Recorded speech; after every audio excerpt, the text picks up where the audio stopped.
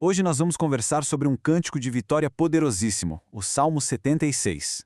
Ele celebra um livramento que parecia impossível e, no meio dessa celebração, ele acaba revelando um aspecto do caráter de Deus que é, ao mesmo tempo, impressionante e, sim, temível. Para a gente começar, vamos guardar bem esse número, 185 mil. Esse era o tamanho do exército assírio, a maior superpotência daquela época que tinha cercado a cidade de Jerusalém. Dá para imaginar o desespero? Para o povo de Deus, a situação era terminal. O cenário era de destruição completa. A nossa jornada por esse salmo vai ter 4 partes. A gente começa com essa crise histórica, depois vamos entender o que ela nos mostra sobre o caráter de Deus, aí a gente conecta tudo isso com a obra de Cristo e, por fim, vemos como isso pode transformar a nossa vida hoje. Para a gente sentir de verdade a força deste salmo, a gente precisa voltar no tempo.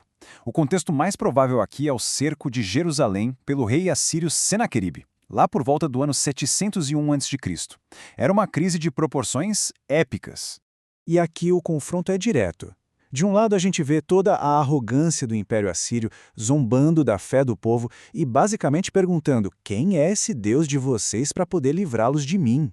E do outro lado, a gente vê a resposta de Deus, que está lá no livro de 2 Reis. E não é uma resposta de defesa, não, é uma sentença. Deus expõe a arrogância do inimigo e promete uma derrota, assim, humilhante. E a promessa se cumpre de um jeito espetacular. Em uma única noite, sem nenhuma batalha humana, o exército mais temido do mundo é completamente aniquilado enquanto dormia. Quando o dia amanheceu, o que restava era um campo de cadáveres. O livramento foi total, foi milagroso, foi inquestionável. E Senaqueribe, aquele rei arrogante, voltou para casa derrotado e acabou sendo assassinado pelos próprios filhos. É exatamente essa vitória que inspira o Salmo 66. O salmista não foca só no que aconteceu, mas no que aquele evento revela sobre quem Deus é. Vamos ver como este salmo pinta um retrato de um Deus com um poder e uma justiça que são de tirar o fôlego. Olha, esse versículo aqui, ele é o coração do salmo. A pergunta, quem pode permanecer, é retórica, claro. Ela reforça a ideia de que é impossível qualquer poder humano, qualquer força, resistir à justiça divina. É uma declaração sobre a soberania e a santidade de Deus, que são, ao mesmo tempo, gloriosas e temíveis. Então, um ponto crucial aqui é a gente entender o que significa temer a Deus. Não se trata de ter medo como se ele fosse um tirano, sabe? O temor bíblico é uma resposta de admiração, de um respeito profundo. É a gente reconhecer que está diante de um ser infinitamente santo, justo e poderoso. E isso, naturalmente, nos enche de reverência. Essa é a base da verdadeira adoração. O Salmo, então, nos dá esse retrato completo do rei. Ele é mais glorioso que qualquer império. Ele é soberano sobre todas as nações. Sua justiça é temível, perfeita, inevitável. E o mais importante, essa mesma justiça é usada para salvar os humildes, aqueles que confiam nele.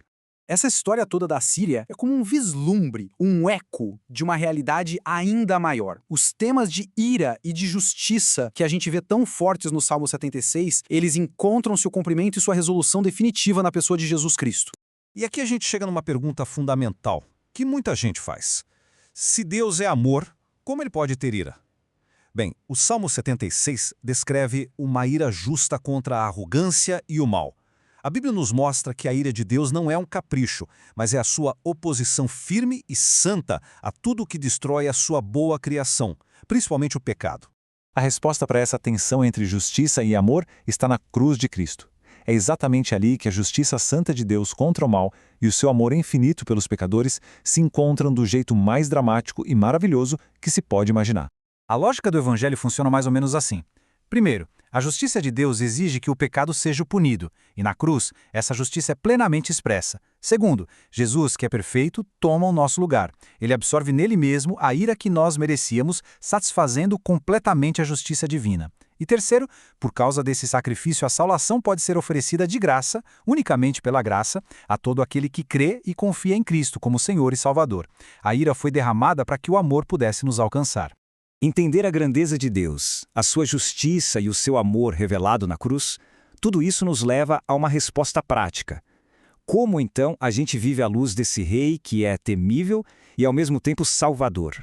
A nossa resposta se desdobra em 3 áreas. Primeiro, uma confiança inabalável. Assim como os assírios caíram, nenhum poder, nenhuma crise, nenhuma autoridade aqui na terra pode, no fim das contas, frustrar os planos de Deus.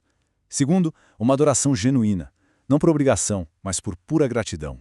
A gente faz votos e promessas a Ele porque reconhece quem Ele é e o que Ele fez. E terceiro, um coração alinhado com o dele. Se Deus se levanta para salvar os humildes, nós também devemos cuidar dos oprimidos e dos vulneráveis que estão ao nosso redor. E para a gente terminar, fica esta reflexão. Nós vivemos com medo de tantas coisas. Medo do futuro, da opinião dos outros, da instabilidade. O Salmo 76 nos convida a realinhar os nossos medos. Quando a reverência e a admiração por Deus se tornam a maior força na nossa vida, os medos menores perdem o seu poder. Temer a Deus, no seu sentido bíblico, é o começo da verdadeira liberdade.